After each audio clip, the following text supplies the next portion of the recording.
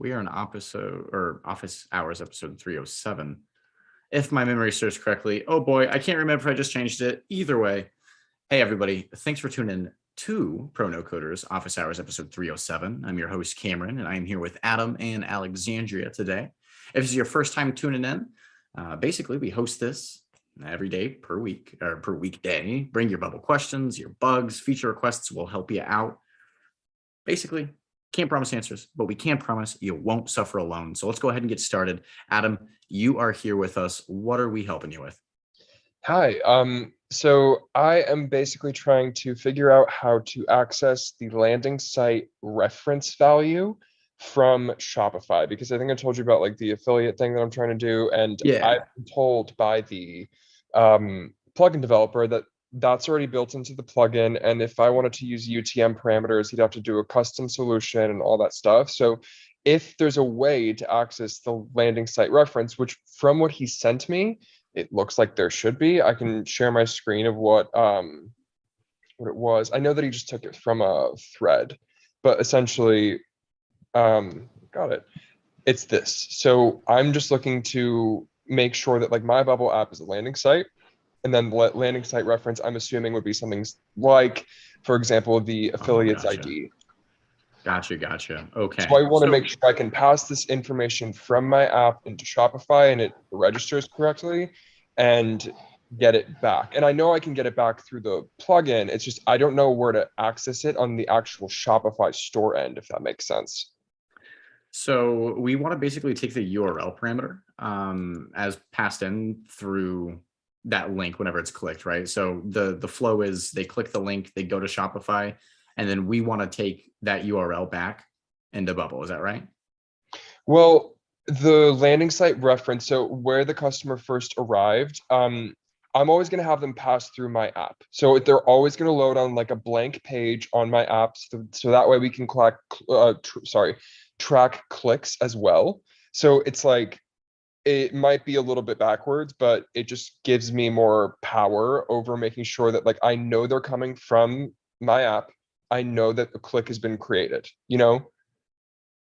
Yeah, and so to me that sounds like we just use the URL parameters. We'd capture them using the URL parameters. So as long as it's on Bubble, right? Hmm. That's the way that I'm seeing it. So let me go ahead and show you how we would do that. And so there's a couple different ways. Presumably, we want this to happen when somebody's on, like when the page is loaded. Hmm. So we can do a couple different things. For this, we'll just create a new thing and we'll reference the dummy data that we have. We'll, of course, put this as a text, but what we're going to now do is we're going to get data from page URL. It's all the way at the very bottom of the dynamic properties. And so now what we're going to be doing is you said, is it ref? Is it question Yes. mark ref equals? Okay. So if there is a ref in the page URL parameter, it'll create a new dummy. And in fact, we should probably specify that only when ref is not empty. So only if a ref exists should it actually populate. The way that we will do this to test is we will put in our URL parameter, and we should be able to say ref equals xxxxx. And so if we do a step-by-step and reload the page, it does look like ref is not empty. And it looks like it's able to locate ref here as what I entered up here. And so it is going to create a new dummy for us. Cool. And then as far as where the heck that shows up on Shopify, do you have any idea? Because I know you're a little bit of a whiz with that. So I was looking just sort of like at the information that appears here. You have an analytics page on Shopify. I do know that. And for the sake of this, I should be able to show one of the Shopify sites that I have access to. It's not super sensitive. So let me go ahead and log into something real quick here. We're going to go to this guy. And for those that are watching, usamericano.com. It's a crazy awesome website where basically this guy goes around and collects political memorabilia all the way from the very beginning of America's history to now. Very, very cool stuff. However, what we're looking for is probably the top landing by sessions, if I had to guess. And what this dashboard here is going to take the URL. Basically, when someone clicks on the website, it looks at what the URL is that they've loaded on. And so if I know had this exists within orders, so I know that I can get a list of orders landing site references. I don't know if that helps.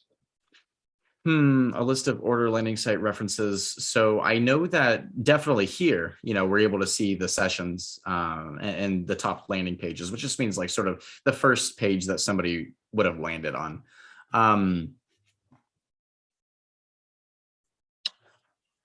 trying to think of it by orders, but let's take a look real quick at the Shopify Order API and see what we're given here. So this individual who built this plugin said that it exists currently native to his plugin. Is that right? Yes. So what he's saying is that I can get the landing site reference from an order.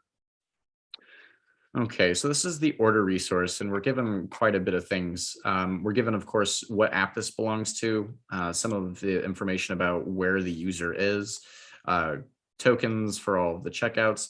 We're looking for where that order exists. So here's the customer discount applications. No.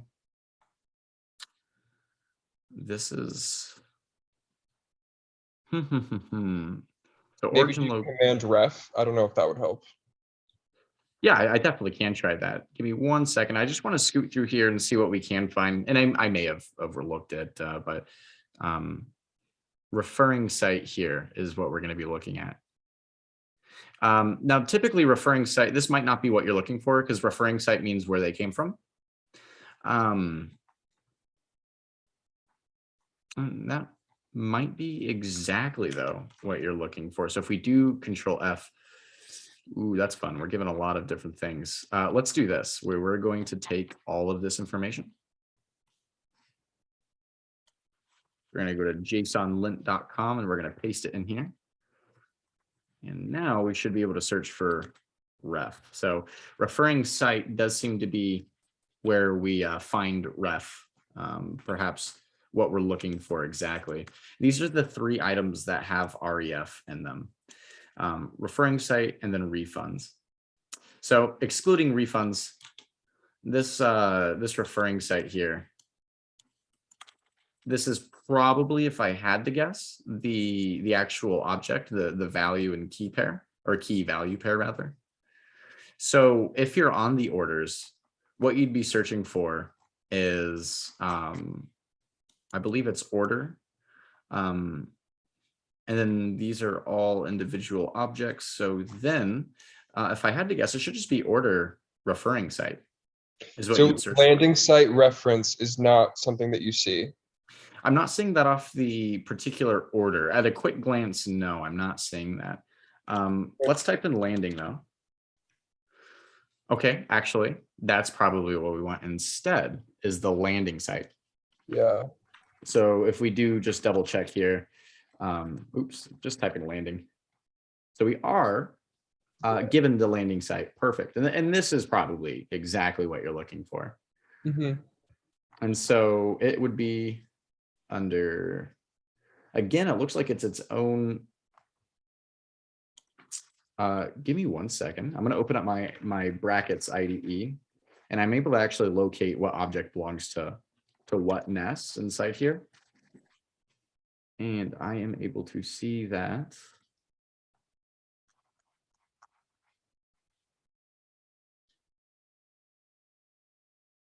Yeah, it does look like its own object, which means you shouldn't actually really have to search for anything other than order and then landing site. And that should be the way that you would find a landing site for that particular order. Okay, great. I will dive a little bit into this. Thank you so much.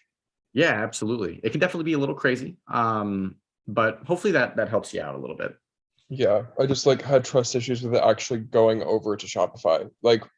Sure. You know what I mean? Sure, I definitely get that. Yep. Yeah. Thank you. No worries there. Perfect. Alexandria, you said that you had a good quick question. Not that, of course, it's needs to be Let's quick. hope let's hope it's quick. We'll see. What are we helping you with? So I plugged in and I bought the crappie extended. I just want to know if I can use it for, so I know I have to plug it in for when they're uploading the image, but then can I go back and have it crop all the ones that are already in the system?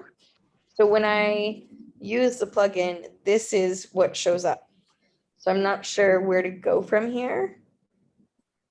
Gotcha. So you're looking to like retroactive crop the images that you currently have? That's one, but then also I want to set it up because this is what they fill out. And so I want it where crappie is already in, so it limits the size there. The thing is also, I just found that here it says can limit image size before upload. So I don't know if that's enough or I still need crappie on top of that. Yeah, good question. So limiting the upload size is going to be preventing somebody uploading. Let's say you have it only at 10 megabytes. You could, in theory, have a 10 megabyte picture at a very big resolution, just it probably wouldn't be great quality. And so that's like measuring pixel density and things of that nature. So you are probably still going to want to have the crappie being used to, of course, crop it. But you probably also do want to limit that upload size. Just to sort of make sure that they're uploading pictures that are uniform across the board. I think that's one of the bigger things that you're going to be looking for load time, especially. Yeah. So I would consider doing both. So then how do I just don't know how to use crappie in order to do that. So when this is like when they go to upload, what would the steps be then to make sure that I'm restricting or it's cropping properly? Because it just shows up as like a black background. Yeah, good question. So what I'm going to do is I'm going to go ahead and share my screen. I know crappie has a couple different workflows that you have to use to make sure that it does work. So I have it here. And what we'll end up doing is we will go to crappie, the website that they have. So we'll go here and it should have the documentation that we're looking for. And in truth, I think what we're probably going to want to do instead actually is go to the demo. I think experimenting with the demo is probably going to give us a sort of just a better understanding of what to do. Before we get started though, I do want to go to our workflow where you'll notice that you're able to select a couple different things when you have the crappie on your page versus when you don't. So these two items are going to display a crappie extended run when the plugin is ready and a crappie extended run when the plugin needs to save. So let's take those into consideration real quick before we actually go ahead and start this process. But it won't open. As you know, we have the, okay, so that's what it's looking like. I want to go to the editor. The demo is awesome, but I want to go to the editor. Ah, it's right here.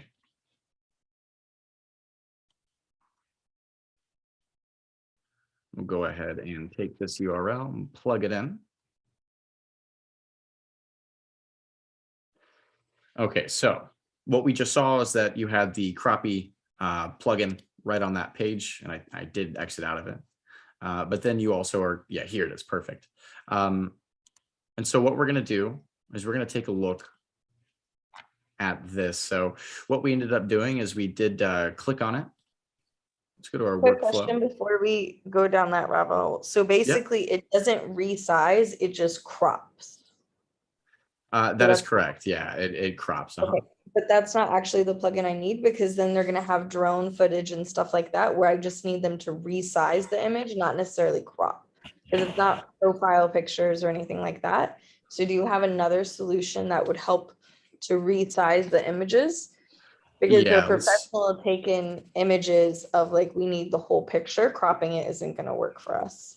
Gotcha. Before I answer that with confidence, let's go ahead and see if we do open up this editor, are we given the ability to, so we can crop it, and it doesn't look like we are going to be able to resize it. So we have editor, and that's what we just clicked on. download and upload. Yeah, and that's So a you're bummer 'cause I looking, got it resized, so I already went ahead and bought it, but it just cropped. that is a very good question. So we're looking to resize an image opposed to cropping it. I imagine you probably still would like to crop it, but No, it there's does. no cropping needed because they're already edited. So these are like website, they're Gotcha, website gotcha. quality photos that have already been edited. And they're like landscape photos, right? So they're like hotel room photos, photos. We don't need them to be cropped. I just need them to be resized so that the load speed is less because they're really heavy and they're taking a really long time to load. Gotcha. Okay, so let's look at this. This is a free plugin. Oh goodness, it doesn't have a plugin page. Let's see what we can do with it. It's called Element Move and Resize. So Element Move, we're looking probably for Element Resize if I had to guess. It's way too far down. Did not mean to do that.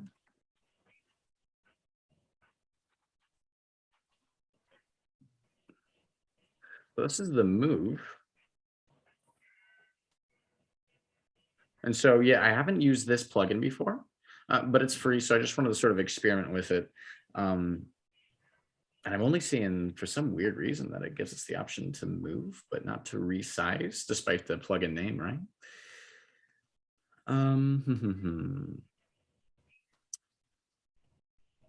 Size, background, color, border radius. So I know we probably aren't trying to move it, but I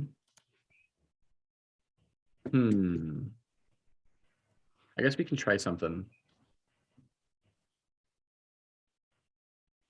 So upload a picture here. Let's make an actual picture.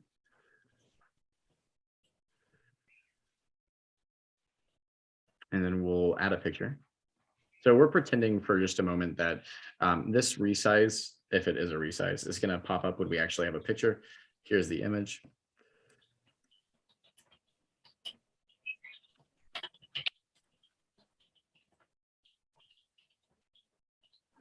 And we're going to call this picture. And if I had to guess, we would say this is the ID that we want to save. Now, I'm skeptical because I don't know if we're going to be able to save this to the database as a resized image.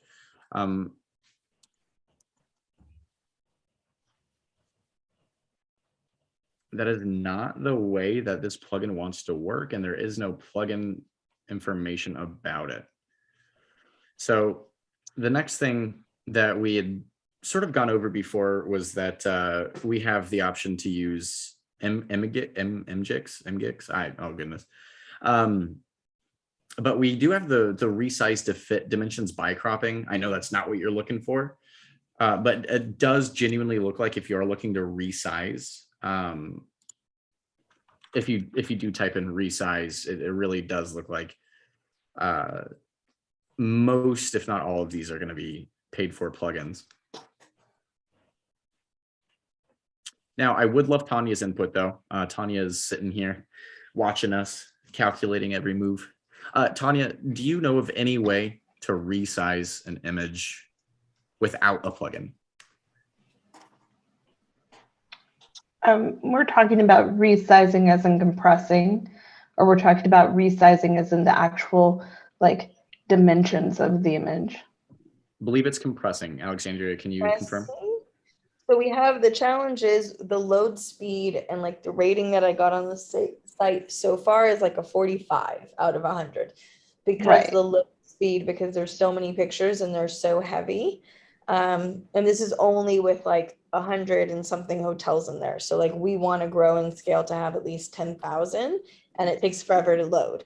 So we like restricted it where it only shows like 9 hotel profiles at a time, and that helped, but it's still taking a really long time. So I want to be able to kind of constrict the size when they upload, but then also go back and repair and resize the ones or compress the ones that are already in the system.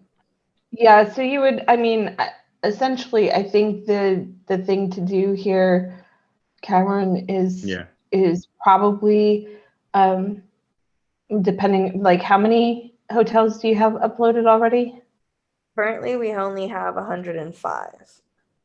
Okay, so probably you just need to do like we probably just need to set up like a recursive workflow to go through and resize what exists in the file in for compression, then save it and then delete the old one one-to-one until they're all And then done. to avoid them from like uploading huge ones, would that be Right.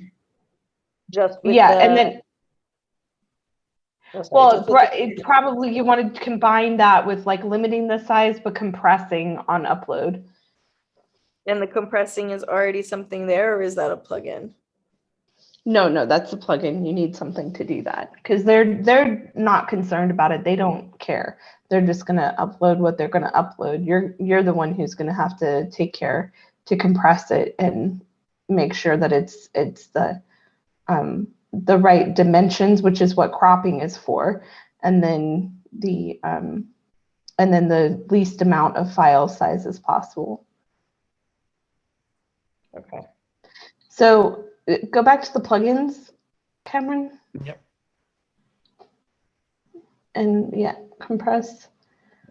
So the tiny PNG, I think I'm familiar with that name. Tiny PNG is pretty well known for compressing images, I think. So, but yeah, it looks like you have a range of them.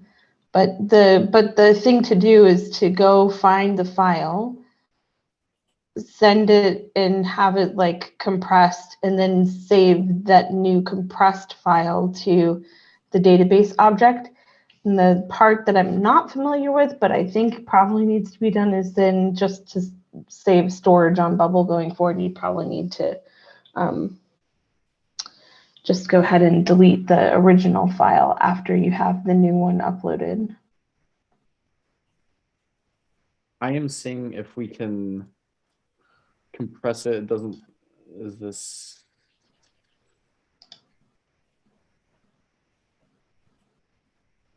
So what we're gonna do, and this is just purely on the front end right now. So I've set this up and I'm seeing that we're compressing it. Let's see. So in terms of quality, it's going to be reduced some, but that is in effect it being compressed. We are saying that we're looking for this particular item's basic image. It's asking us to do a search for the image. So, and then after we click the button, we're clicking an image, then it should create a new file, which should be smaller. And we can test that out by going ahead and clicking this image. We have this, here's the bubble source. So it's finding the bubble and then it doesn't create anything. Let's see, is there any documentation?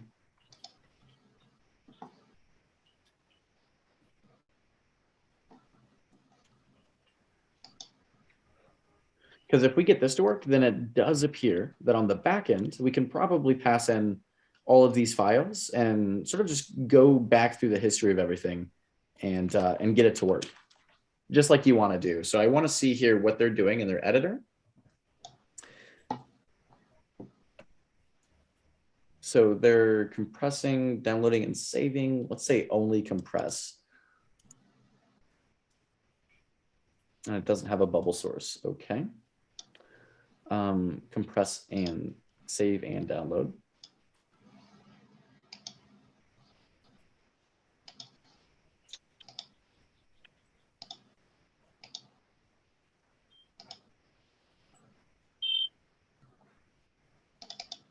Yeah, it did not.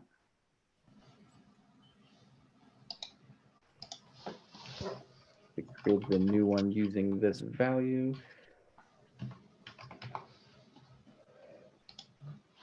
Let's try the URL blob, which is a fancy way of saying storage, where the data is located. Hilly, stop whatever you are doing. Nope. It is time to take care of the cat litter. Check their waters and food.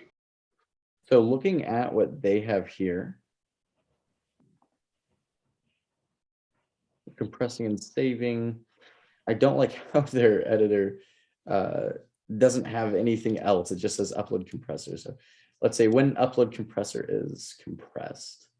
Let's try that out. So on our workflow, a compressor is compressed. This is when we'll go ahead and create this, this dummy here.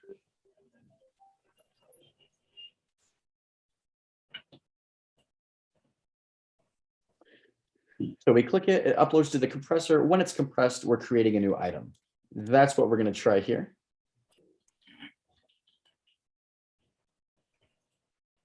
And so we do get this item here.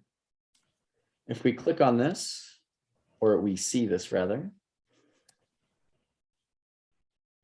and then I want to be able to, I guess I have to save it truly to tell what the size is between files. So I have saved it to my desktop, and all I'm doing is getting both of the values that I have, or both of the cheese balls. The first one, the original, is 47 kilobytes, and then the one that we just compressed is 4 kilobytes. So it does do what we want it to do, which is awesome. And the way that we do that is by having this drawn on the page. Now, I guess that's sort of where we're going to run into a slight issue with the recursive backend workflow, seeing as this element needs to be drawn on the page. We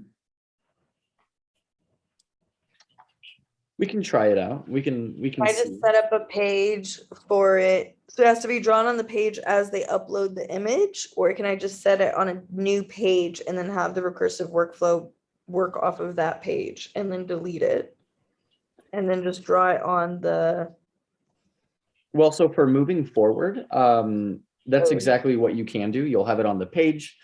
And so when someone uploads an image, because I have it right now to basically, let's assume someone has uploaded that image.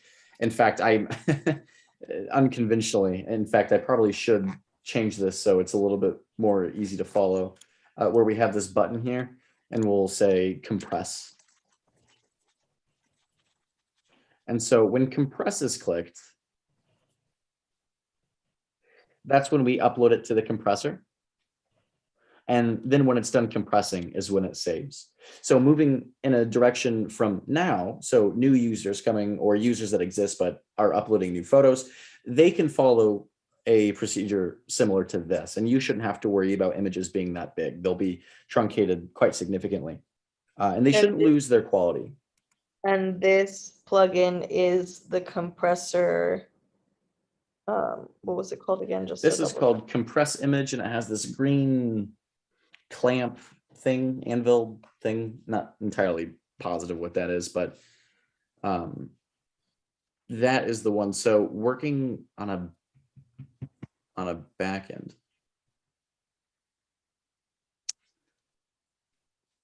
So you probably could have it.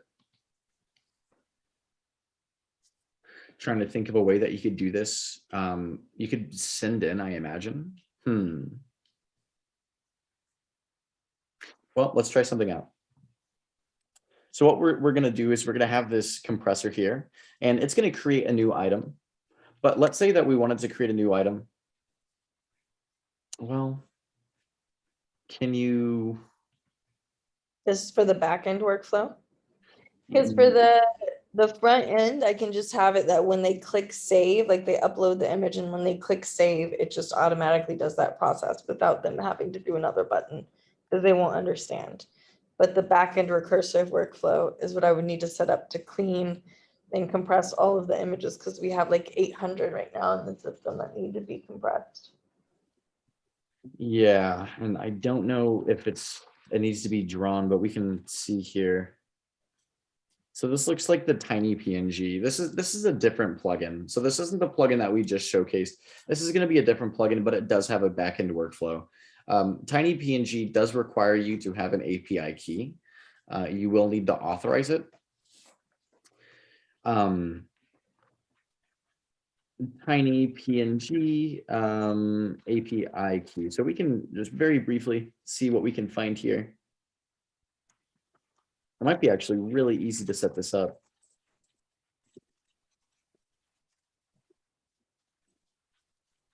They have sent this. I'm going to stop sharing for just a moment.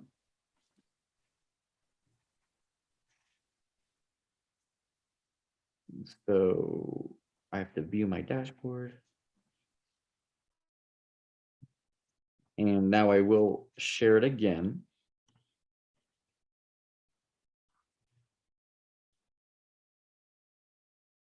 So I've enabled my key. And you can, don't worry, of course, I'll change it. No one can steal it. But so what we would end up doing here is we would start a workflow where we would pass in a bunch of images. So we would do a search for a bunch of images. And it is a list and array. So in your particular case, we'd be doing a search for hotels images, right? And so we'll go ahead and press, let's add a new button here.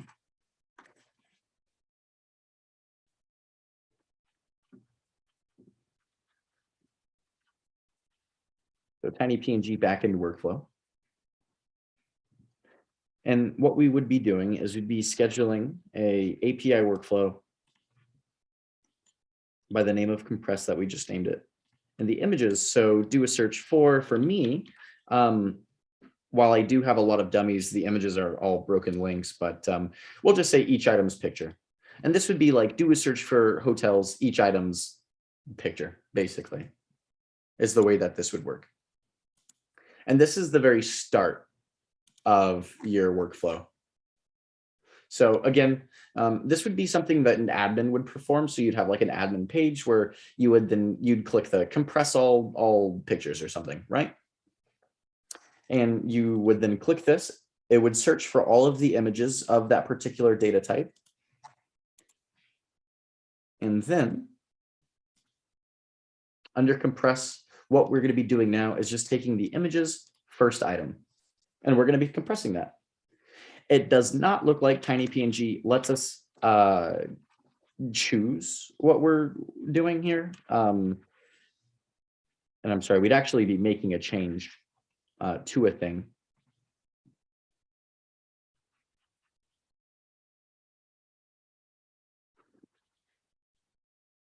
Let's see here. And we'd want this list to be dynamic as well. So I think that another thing that we might consider doing is we'd be able to do a search for dummies where the first item. So because we want it to cycle through all of the hotels, but we also want the pictures that we're compressing to be re-uploaded to that hotel in order, right? We don't want to upload an image or compress an image and then have it upload to the wrong hotel. So we'd probably want to pass in a constraint as well. I'm trying to think of how we'd probably want to do this because the list already is going to be sequential from first to last, typically, right? So we can go back to our crappie where we click this back into workflow button, and we are doing a search for all of these images. And one of the ways that you could probably sort everything is by the created date, and we'll say it's descending. So now we're sending in a list, and there's many ways that you could probably refine your search to ensure that when you are compressing them, they're re-uploaded to the same hotel. But for created data, at the very least, it is going to be a list of the most recent, right, to the oldest. So you shouldn't have to worry. Now I'm trying to think though, because now we'd probably go to dummy. We'd want the first item. We would want it still sorted the way that we want it to.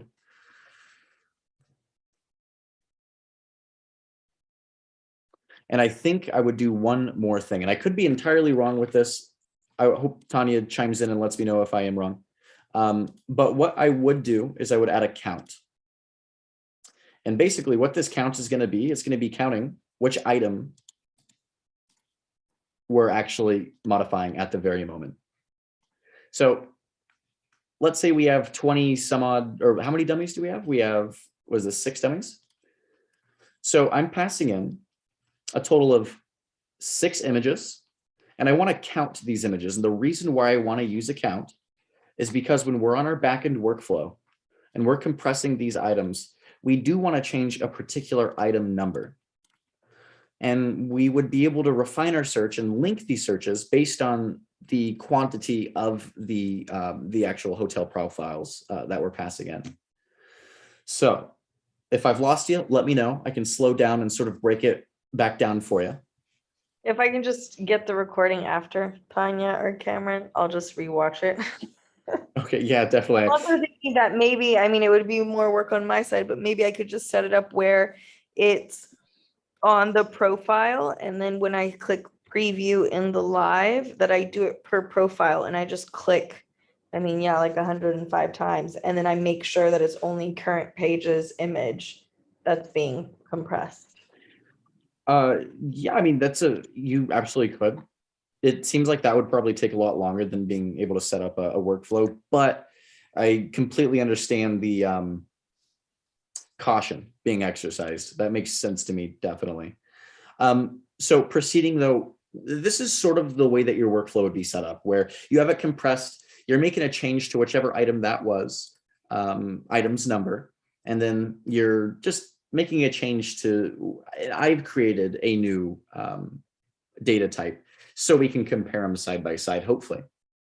You would have it where you're creating a new thing, or I'm sorry, not creating anything, where you're making a change, but you're overwriting the profile that you have, or the profile picture that you have. And so lastly, we're just going to have this workflow restart, basically. So we're going to say images first item, or I'm sorry, images minus item, images first item, and then count minus 1. We're doing 1 because it's cycling every single time. So it should subtract by 1 every single time, right? And we want this to only happen when count is greater than 0. So I think that might be redundant, but it'll work. which aspect? Well, I mean, you could just do it when images count is greater than 0. Yes. Okay. I definitely see what you're talking about. Yep. For that though, I do want to very quickly, I want to change some of these pictures so at least we can compare them side by side and see like, oh yeah, that's exactly what we were expecting. And I'll do these 3 here. And I will delete these 3 here. So there are no compressed images for these guys. Not yet, at least, right? But we do have 3 regular pictures. So to go over everything again, we're clicking that button, tiny PNG back in workflow. It's scheduling this workflow to run. We're searching for all of the dummies in a descending list of created date. So they're sort of ordered in that fashion. Not that they wouldn't be ordered otherwise, but keeping it uniform across the board at least. And we're searching for each item's picture. When this runs in a perfect world, it'll compress each image's first item, the parameter that we're passing in. It'll make a change to the dummy, to the corresponding dummy.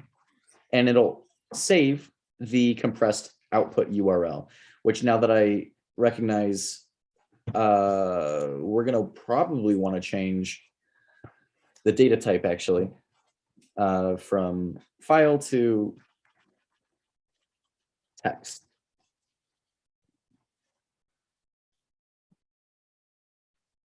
And let's run it. Let's see if this works. So on the back end, it's cycling through everything. And we are not getting the URL like we wanted. Now, it's a bit interesting because regardless of the numbers or any of the count logic that we've implemented, it should still be saving, right? The result of step 1 output URL. Evaluates to an image. Why would it? Okay, maybe we do want an image. I'm sorry. Let's go ahead and try this one more time. So it's running. And it said, hey, we're not doing what you want us to do. And the data type is an image for comp image. I wonder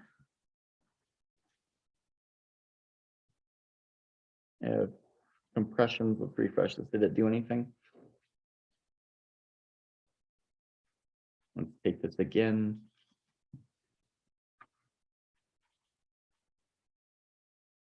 Okay. So my API key is right. Now the weird part about this is regardless of, like it should work just based on the logic alone, but what we're seeing is that it's not even compressing anything. So I think that a base troubleshooting is probably necessary. However, I do want to take a small break from this and move on to Suchitra and help her out. And then I can actually revisit this with you because so far it's about 85 to 90% complete. And this is how you'll retroactively go ahead and get everything going. And I will solve this for you. I just want to also help out some of the other members that are waiting. Not to just abandon you. I promise you I'm not. We'll definitely. Okay. At least I can do it with them uploading and have it with the other compressor that I can install now. And then we can circle back to that one later. All right. Yeah, that sounds awesome. We will do that. Thank you. Yep. All right. Suchitra, you've been waiting so patiently for us. What are we helping you out today with? Yeah, hello. So I'm using SendGrid for sending emails. So what I want now is I want to add a sub-user there, and from Bubble I need to send emails. The email should go from current user email ID. So how to achieve that? Gotcha. That's definitely one of those things that I wish Bubble had natively. So just to make sure that I'm understanding correctly, you want to have it to where you can change the from email to be from. Yes. Okay, yeah, from the current user. Yeah. The way that I've achieved this in the past is going to be with Postmark using an authorized sender. So let me show you real quick what Postmark is. Postmark is going to be a really powerful plugin. It rivals definitely SendGrid if you're familiar with SendGrid. Bubble and SendGrid sort of go hand in hand, but Postmark is pretty awesome. So if I'm able to But we log are in, using SendGrid. you're currently using SendGrid? Yeah. Okay, not a problem. If you're using SendGrid currently, then let me go ahead and see SendGrid authorized. I did not spell that right.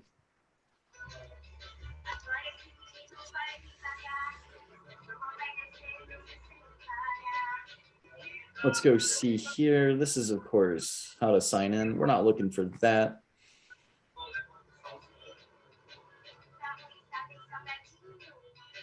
Mail send, perhaps, is what we're looking for. And so their API. And so let me ask you the next question. For SendGrid, are you using their API? Are you using a plugin? How are you using SendGrid? So API. Okay, so you currently are using the API. So if we take this curl response and we go to plugins and we go to API connector, and then we import another call and just, hey, this said it was curl.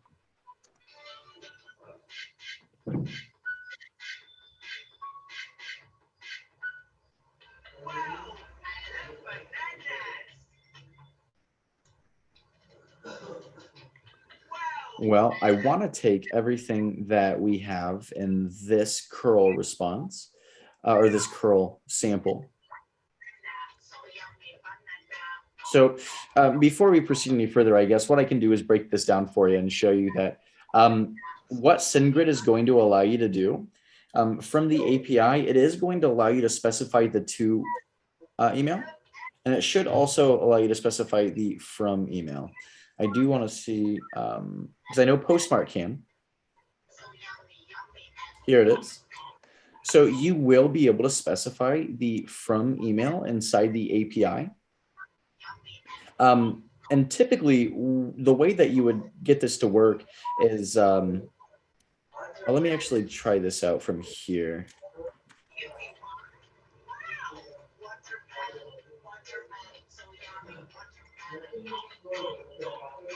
So pretty not pretty. Let's go to JSON lint and reformat this. Oh boy, it is reformatted. And this is what it looks like.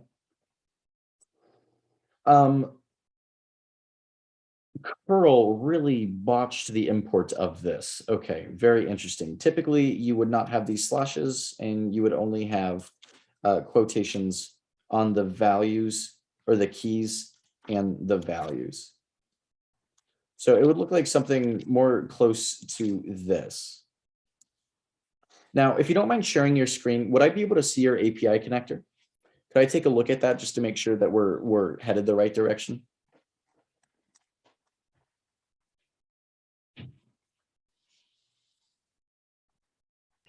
Oh, you want me to share screen? Yeah, can you share your screen and show me your API connector? Because I want to give you the right information. I just want to make sure that I'm, well, giving you the right way to do it with your use case. Yeah. Okay. So you want API key? No. So are you using the API connector, or are you just using the standard bubble, like, you know, API, and then you send mail through the workflow actions? I'm not sure how to achieve this. So we would have it. So I was trying to use that API connect.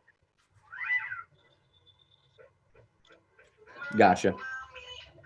Okay. And at the very moment, it looks like it's not set up, but you're exploring that option, right? Yeah. Okay. So at the very moment you have it set up and you're using just traditional like bubble integration, nothing too crazy.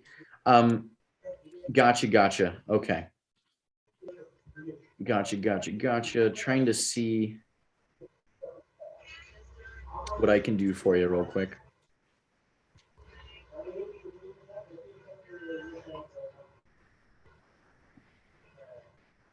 Because I want to have it to where we can.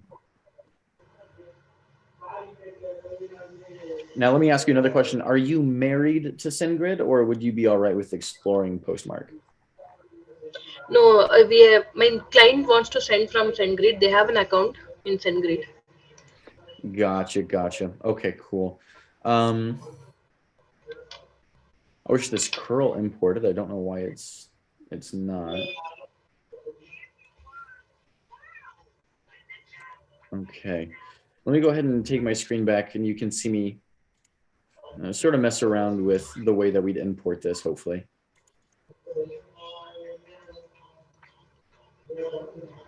We'll do that. We'll get rid of the header data.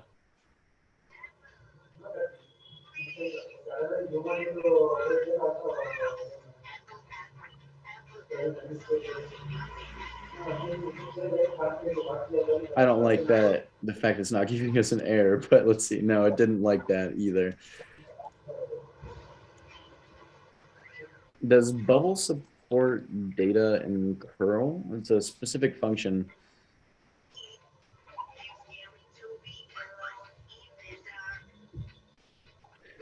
Because the way that you would do it is with this particular API call, where you're calling post API sendgrid.com/mail/send. You're using your headers and so on and so forth. And then the data is going to be what you, it would become dynamic, basically, especially in this instance here, where we are looking at the, where to go, the to or the from. And this is where we change inside the JSON your particular sender's email address. Now, the thing is, we'd also have to make sure that this sender is verified through SendGrid. And I'm going to be honest, I'm not 100% certain about that. I know that Tanya has some experience with SendGrid. She's also in love with Postmark. Tanya, do you have any? I have abandoned SendGrid. Yeah. SendGrid is dead to me. That's what I thought. I'm going to try to do this for you. Oop, not SendGrind, SendGrid. I'm going to take a look. So sending email, API getting started, and it gives us the same stuff, doesn't it? I feel like this is smaller. I think maybe we won't run into the same error. This is what we were looking for. Perfect. Okay, Uchito, this is what you would end up doing. So You are going to paste, and I will send you this URL here for you in the Zoom chat.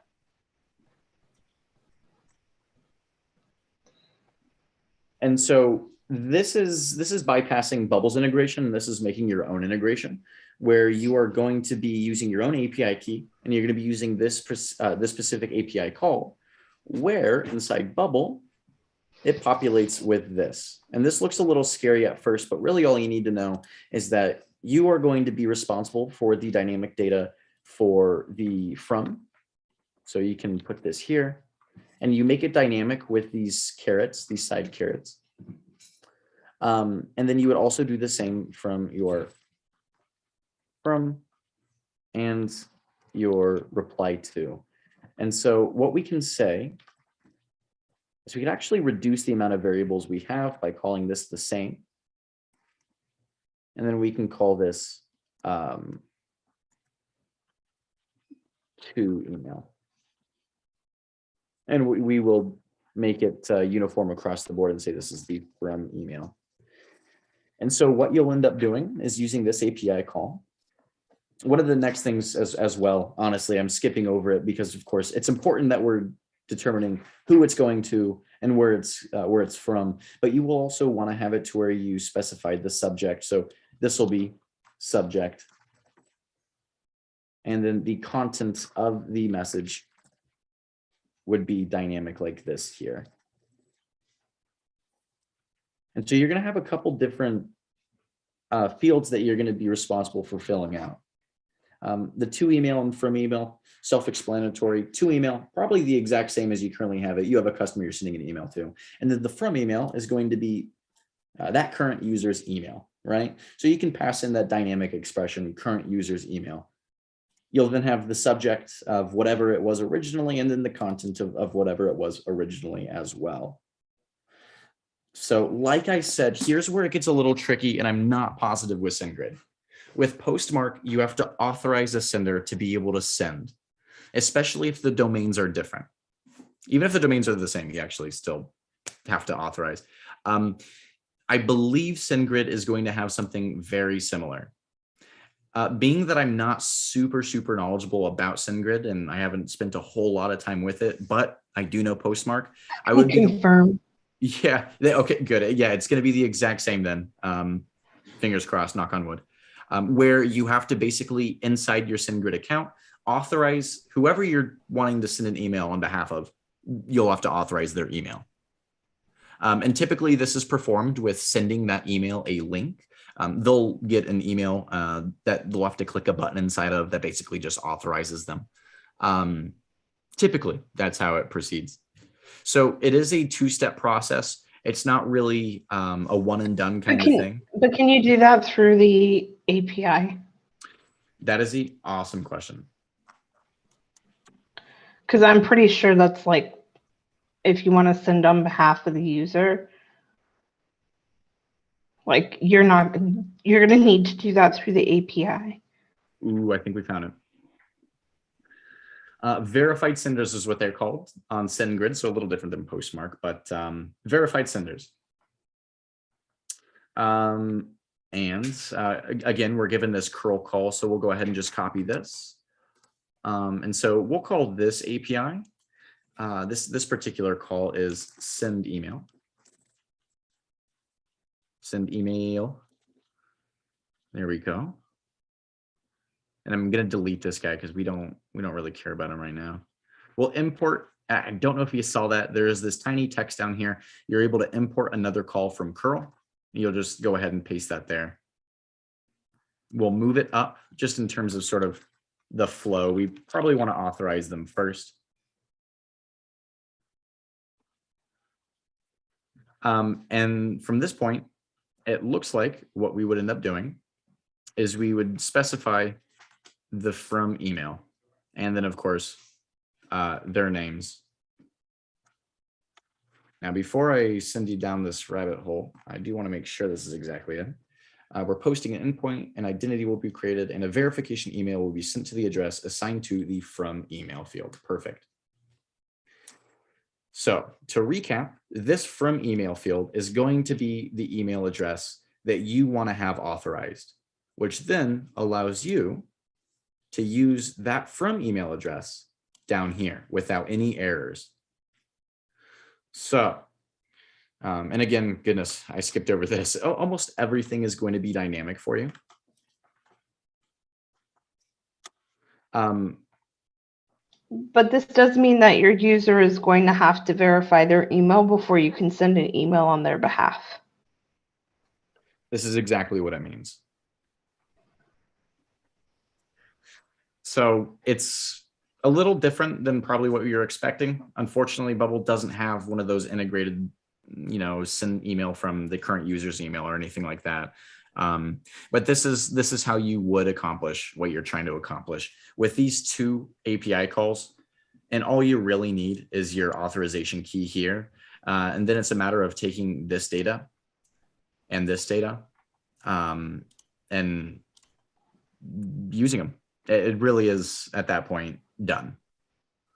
So a little different, like I said, than what you're probably expecting, but this is how you would accomplish it. Yeah, it's more clear. Thank you. Awesome. And let me go ahead and actually send you this as well in the Zoom chat so you don't lose them. I'm trying to find my Zoom chat. Where'd it go?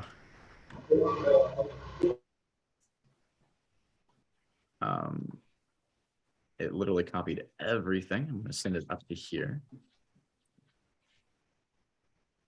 So those two are going to be your best friend for doing what you want to do. But hopefully that does make it a little bit more accomplishable for you. Yeah. Thank you. Yep, gotcha. Can I get this link, the editor link? Yeah, Tanya, would you be able to share that with Suchitra? Sure. Yeah. Or are you sharing it with somebody else currently? Oh, I mean, I made it public, so Oh, sweet. Okay, cool. anybody can pop in and view. Perfect. Well, in which case, let me go ahead and send you this link. There you go. Perfect. And just so, because you're going to be going through here, I do want to go ahead and just change this very quickly to from name. And so you'll be responsible, of course, for making sure all this data is filled out the way that you want it. But to help you out, this is how I would label them. So, but with that,